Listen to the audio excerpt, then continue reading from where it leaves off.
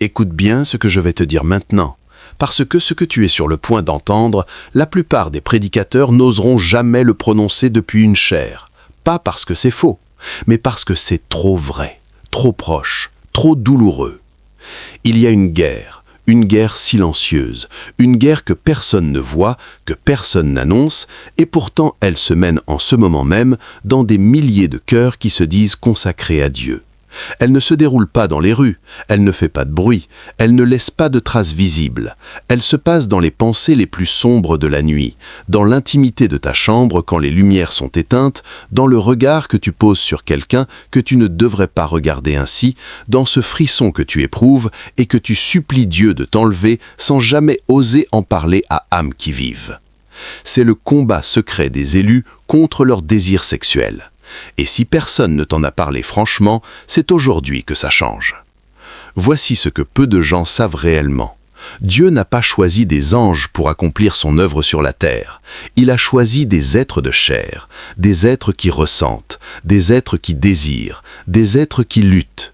Et cette lutte, loin d'être une preuve de ta faiblesse, est peut-être la plus grande preuve de ton élection. La Bible ne te présente pas des hommes et des femmes de Dieu comme des créatures asexuées, sans passion, sans tentation. Au contraire, elle te montre des géants spirituels qui ont trébuché dans ce domaine précis, qui ont pleuré, qui ont failli, qui sont tombés parfois de façon spectaculaire et que Dieu a pourtant continué d'appeler ses bien-aimés.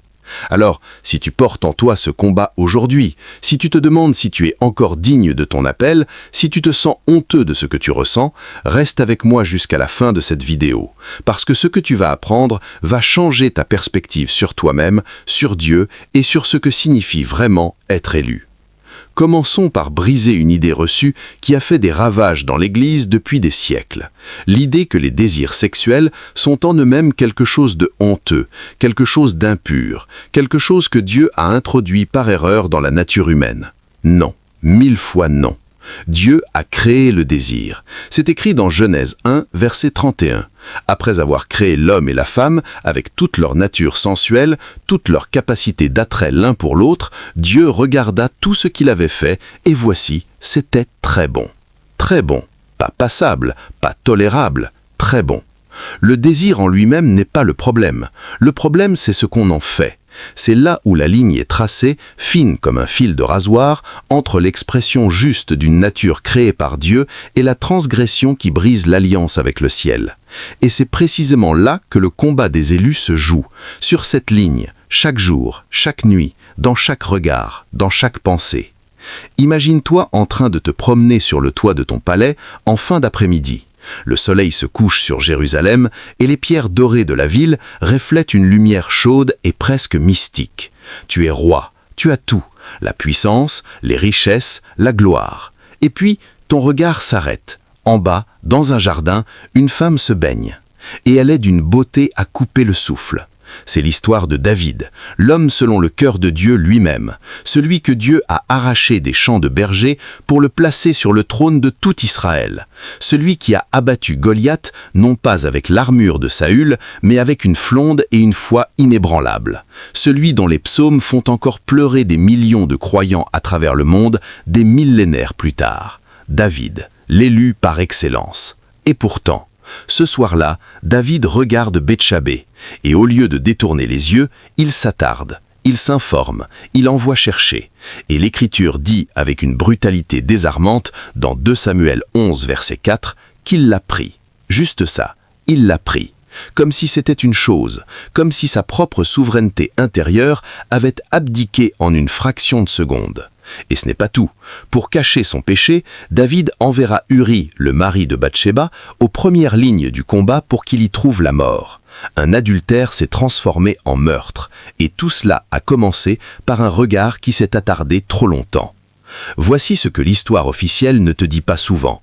Selon des archéologues et historiens bibliques, la localisation des appartements royaux à Jérusalem, tel qu'on peut le déduire des textes et des fouilles archéologiques dans la cité de David, plaçait effectivement le toit du palais en surplomb de certains résidentiels inférieurs. Ce n'était pas seulement une métaphore, c'était une réalité topographique. La hauteur du roi lui donnait littéralement une vue plongeante sur la vie de ses sujets. Et c'est précisément cette élévation, symbole de son autorité, qui est devenue la porte d'entrée de sa chute. Et là, tout bascule. Tu vois, l'élection ne t'immunise pas contre la tentation. Au contraire, parfois, c'est l'élévation elle-même qui t'expose davantage. Plus tu montes, plus tu vois. Et plus tu vois, plus tu dois être vigilant. Mais David n'est pas le seul, loin de là. Écoute bien ce que l'Écriture dit de Samson, le juge d'Israël sur lequel reposait l'Esprit de Dieu de façon spectaculaire.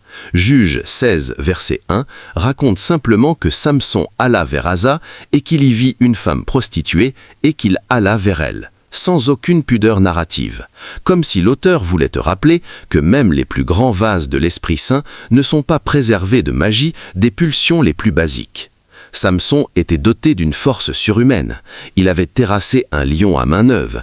Il avait défait 1000 Philistins avec une simple mâchoire d'âne. Et pourtant, le même homme qui renversait des colonnes de pierre était incapable de résister à la douceur d'une voix de femme, au parfum d'une présence féminine, à la chaleur d'un regard de femme. Dalila lui demanda le secret de sa force 7 fois, et 7 fois, il la trompa. Mais la 8e, épuisée, vaincue intérieurement avant même qu'elle ne pose ses ciseaux, il lui dit tout. Écoute bien ceci, le vrai secret de sa force n'était pas ses cheveux, c'était son alliance avec Dieu, symbolisée par son vœu de Naziréa. Et en révélant ce secret à Dalila, il n'a pas simplement trahi un secret, il a trahi une relation. Le désir sexuel l'a conduit à trahir la relation la plus précieuse qu'il possédait. Et dans Juge 16, verset 20, il y a peut-être le verset le plus tragique de toute la Bible. Samson ne savait pas que l'Éternel s'était retiré de lui. Il ne savait pas. Il avait perdu la présence divine et il ne s'en était même pas encore rendu compte tout de suite. Voilà le danger le plus sournois du désir mal gouverné. Il n'éteint pas brusquement la lumière de Dieu en toi, il la tame progressivement, si lentement que tu continues à agir, à prier peut-être, à te croire encore couvert, jusqu'au moment où tu te retrouves aveugle dans la prison des Philistins, à moudre du grain comme un esclave, toi qui étais juge d'Israël. Tu te demandes peut-être pourquoi Dieu permet que ses élus soient aussi vulnérables dans ce domaine précis. Pourquoi il n'a pas simplement désactivé ce circuit dans leur nature quand il les a appelés? Pourquoi Joseph ressent l'attraction pour la femme de Potiphar? Pourquoi David ressent le désir pour Bethshabée? Pourquoi Samson est irrésistiblement attiré par des femmes philistines ennemies de son peuple? Et c'est là que ça devient vraiment fascinant. La réponse est dans la théologie du combat. Dieu ne cherche pas des robots, il cherche des vainqueurs. Et un vainqueur, par définition, doit avoir quelque chose à vaincre. Un homme qui ne ressent jamais le désir ne peut pas être considéré comme quelqu'un qui a résisté au désir. Ses médailles sont vides, sa victoire est fictive. Mais l'homme qui ressent la tentation dans toute sa violence, dans toute sa chaleur, dans toute sa puissance de séduction, et qui choisit quand même de tourner le dos, cet homme-là forge quelque chose d'indestructible dans son caractère, quelque chose que Dieu cherche précisément. Romains 5, versets 3 à 4, dit que la tribulation produit la patience l'expérience, l'expérience l'espérance. Et cette expérience-là, ce mot grec dokimé, signifie littéralement une épreuve passée, une qualité testée et approuvée, comme l'or que l'on passe dans le feu pour en extraire les impuretés. Ce n'est pas dans les moments de facilité que le caractère de l'élu se forge, c'est dans ces nuits de combat, dans ces moments de résistance douloureuse, que quelque chose de saint prend forme en toi.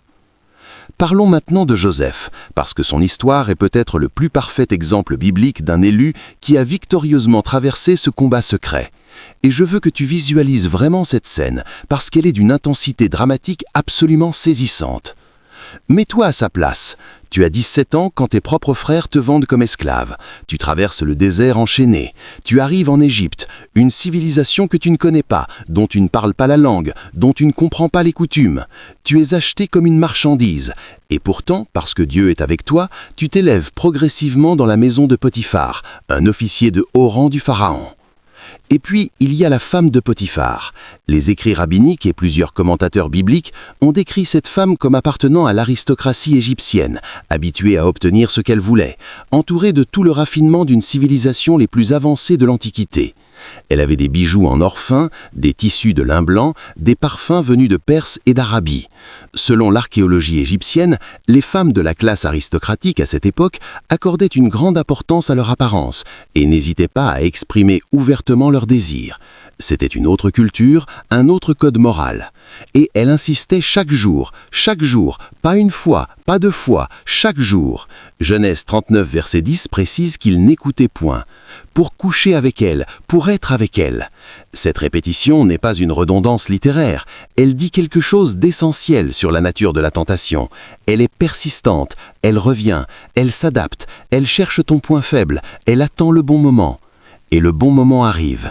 Genèse 39, verset 11 nous dit qu'un jour, Joseph entra dans la maison pour faire son travail et qu'il n'y avait là aucun des gens de la maison. Seul, la maison vide, l'occasion parfaite. Elle le saisit par son vêtement. Ce que la plupart des gens ne voient pas dans ce passage, c'est le coup de génie narratif. Joseph laisse son vêtement dans sa main, il s'enfuit, nu, il laisse derrière lui non seulement son manteau, mais en quelque sorte sa réputation, sa position, sa sécurité. Parce que Potiphar, trompé par le témoignage de sa femme, le fera jeter en prison. Joseph sera emprisonné pour avoir bien fait. Pense à cela. Il résiste, il fait le bon choix et il est puni pour ça. Il perd tout, encore une fois. Et pourtant, c'est précisément dans cette prison que Dieu prépare son accès au trône de l'Égypte. C'est là que tout bascule. La cellule de prison devient la salle d'attente du palais royal. Et c'est le principe que peu de chrétiens comprennent vraiment. Quand tu résistes à la tentation et que tu en paies un prix immédiat, quand la fidélité te coûte quelque chose, quand le bon choix t'apporte des ennuis dans les médias, ne te décourage pas, parce que Dieu voit. Et Genèse 39, verset 21 le dit avec une tendresse bouleversante. L'Éternel fut avec Joseph, et lui témoigna de miséricorde, et lui attira la bienveillance du chef des gardes de la prison. Même en prison, la faveur divine est active. Maintenant, parlons du cœur du problème, parce que savoir que Joseph a résisté, c'est bien, mais comment a-t-il résisté? Quelle est la mécanique interne de sa victoire? Parce que c'est ça que tu as besoin de comprendre pour ton propre combat. La réponse est dans Genèse 39, verset 9. Quand la femme de Potiphar lui fait ses avances, Joseph répond avec 3 arguments. Le premier est de loyauté envers son maître humain. Le deuxième est de conscience de la confiance qu'on lui a accordée. Et le troisième, le plus décisif, le plus puissant, le plus révélateur, c'est cette question qu'il lui pose comme une lance de feu. Comment pourrais-je faire ce grand mal et pécher contre Dieu ? Tu vois ce qui s'est passé? Joseph n'a pas résisté parce que la femme était laide, il n'a pas résisté parce qu'il n'avait pas de désir, il a résisté parce que son amour pour Dieu était plus grand que son désir pour la femme, et c'est là le secret. Pas la répression du désir, pas la négation de la chair, mais la supériorité d'un amour plus grand sur un désir plus petit. Jésus lui-même le confirmera dans Matthieu 22, verset 37, quand il dira que le premier commandement est d'aimer le Seigneur ton Dieu de tout ton cœur, de toute ton âme et de toute ta pensée. Quand cet amour-là occupe vraiment toute la place, quand il n'est pas juste une belle théologie, mais une réalité vécue, vibrante, quotidienne, les désirs rivaux ne trouvent plus suffisamment d'espace pour régner. Mais il faut être honnête, et voici ce que peu de gens disent dans ce genre de message. La résistance ne suffit pas toujours. Parfois, l'élu tombe, et l'histoire de David en est la preuve irréfutable. La vraie question n'est pas seulement comment ne pas tomber, la vraie question est que se passe-t-il quand on est tombé? Est-ce que l'élection disparaît? Est-ce que l'appel est revoqué? Est-ce que Dieu tourne le dos à jamais? Écoute ce que le psaume 51 dit. C'est le psaume de David après que le prophète Nathan lui a confronté son péché. Et c'est peut-être le texte le plus humain, le plus nu, le plus viscéralement honnête de toute la Bible. David ne se cache pas derrière sa royauté, il ne convoque pas ses théologiens pour trouver une justification.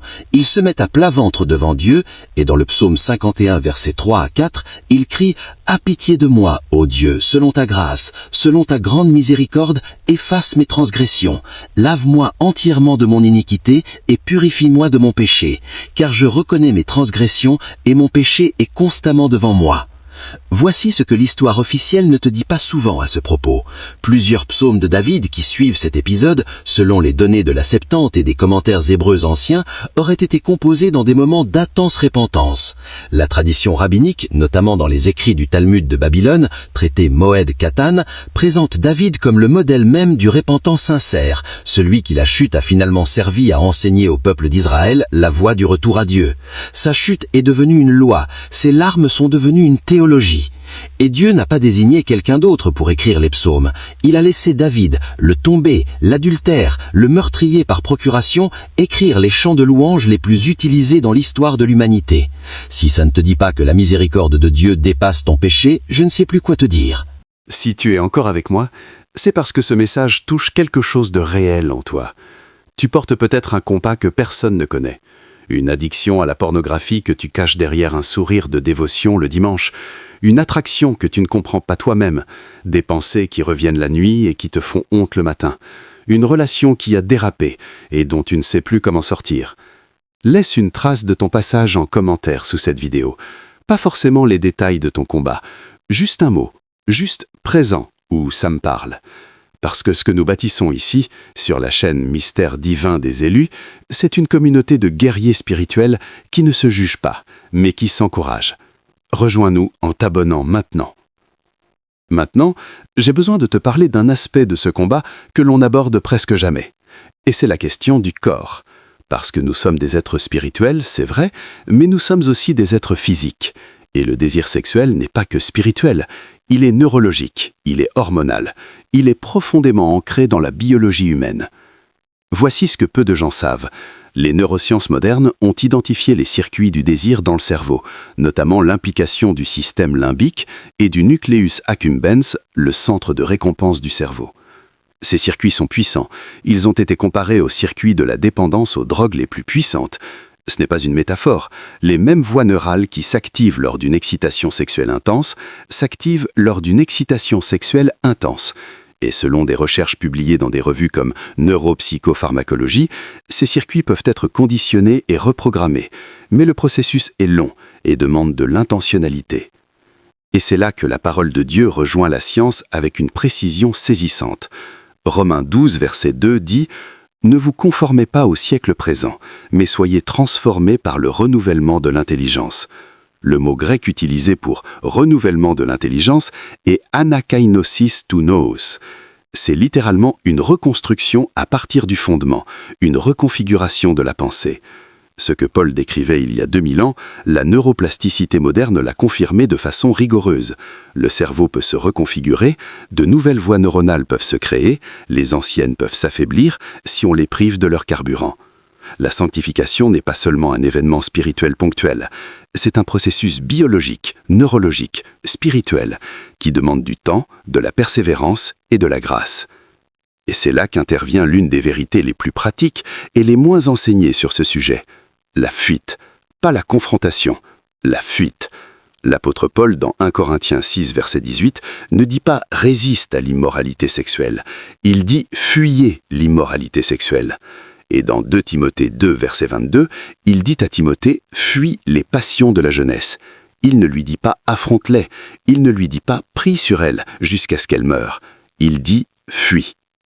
C'est un coup de génie divin, parce que pour à peu près tous les autres combats spirituels, la Bible encourage la résistance. Jacques 4, verset 7 dit « Résistez au diable et il fuira loin de vous ». Mais pour le désir sexuel, la stratégie est inversée. C'est toi qui dois fuir. Pourquoi ? Parce que Dieu connaît la biologie qu'il a lui-même créée. Il sait que dans ce domaine particulier, il n'y a pas vraiment de zone neutre, il n'y a pas de confrontation saine. S'attarder dans la tentation sexuelle pour voir si tu es assez fort pour résister, c'est comme s'asseoir au bord d'un cratère de volcan pour voir si tu es assez résistant à la chaleur. Joseph a fui, physiquement. Il a laissé son manteau et il a couru, et il est sorti. L'Écriture dit qu'il s'enfuit et sortit. 2 verbes d'action, 2 verbes de mouvement. La sainteté dans ce domaine a parfois les jambes d'un sprinter. Mais je veux aller encore plus loin. Parce que ce que je vais te dire maintenant est peut-être la chose la plus surprenante, la plus contre-culturelle, la plus radicalement incomprise dans l'Église moderne. La sexualité des élus est une cible spirituelle prioritaire pour l'ennemi. Et voici pourquoi. La sexualité, telle que Dieu l'a créée dans son cadre originel de l'alliance maritale, est une image de l'alliance entre Christ et son épouse. Éphésiens 5, versets 31 à 32 est extraordinaire à ce sujet. Paul cite la Genèse, parle de l'union maritale et dit soudainement « Ce mystère est grand, je parle par rapport à Christ et à l'Église ». La sexualité dans son expression juste est donc une icône théologique, une représentation visible d'une réalité invisible. l'intimité entre l'époux divin et son épouse spirituelle. Tu comprends maintenant pourquoi l'ennemi acharne ses attaques sur ce terrain précis. Corrompre la sexualité d'un élu, c'est corrompre et déformer cette image de l'alliance divine. C'est polluer une icône sacrée, c'est défigurer un miroir qui devrait refléter quelque chose d'éternel. Le prophète Osée en a fait l'expérience de la façon la plus douloureuse qui soit. Dieu lui a demandé quelque chose d'incompréhensible, prendre pour femme une prostituée. Osée 1, verset 2, rapporte cet ordre divin avec une brutale franchise. Et Osée a obéi. Il a épousé Gomère.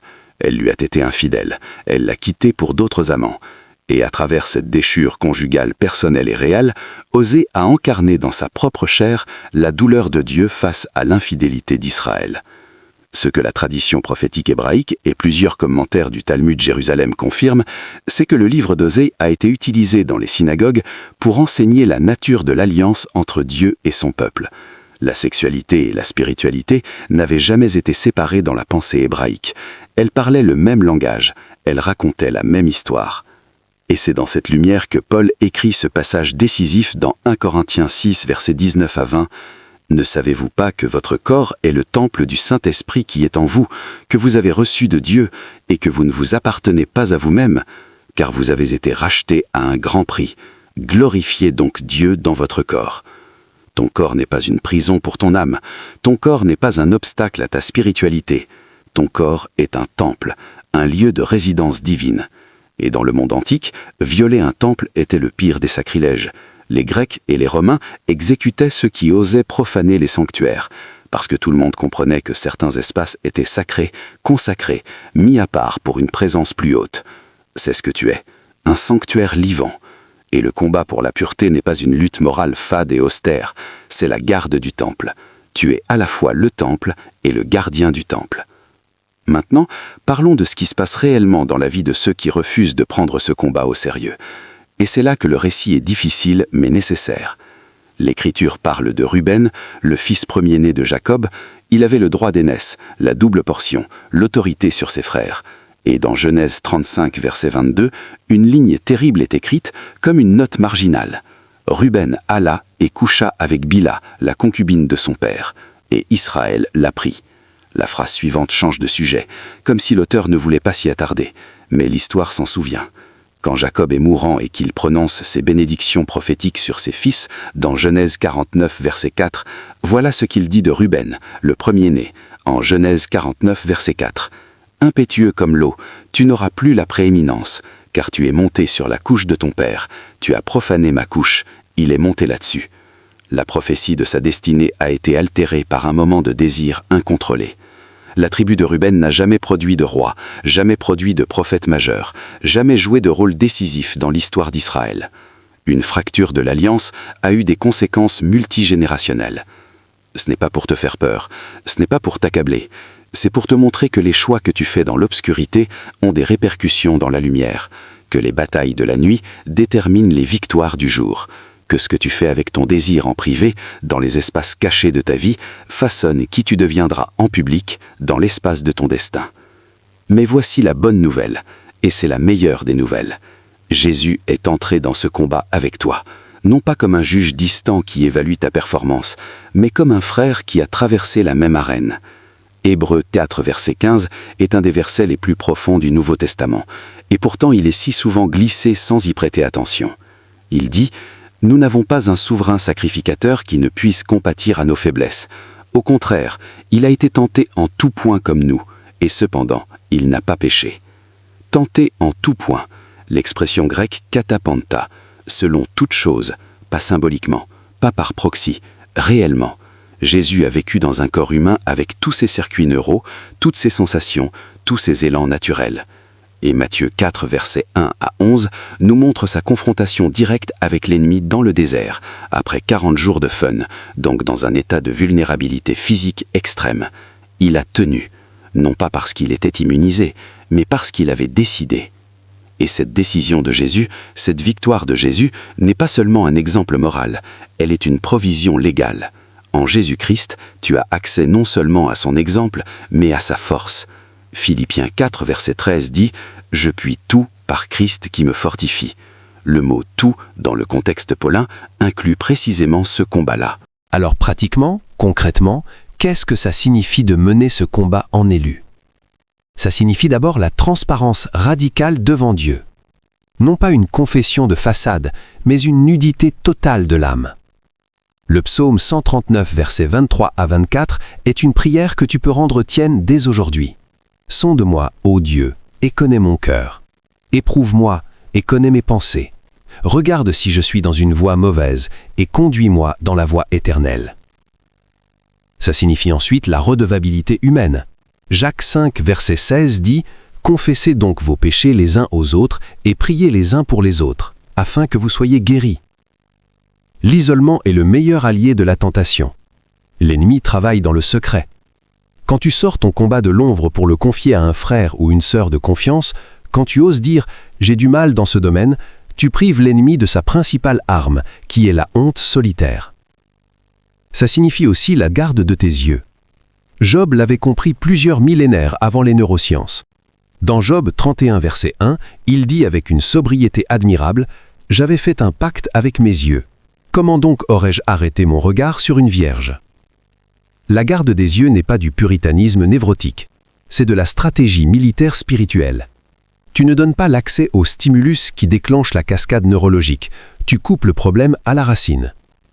Et enfin, ça signifie remplir le vide que le désir tente d'occuper.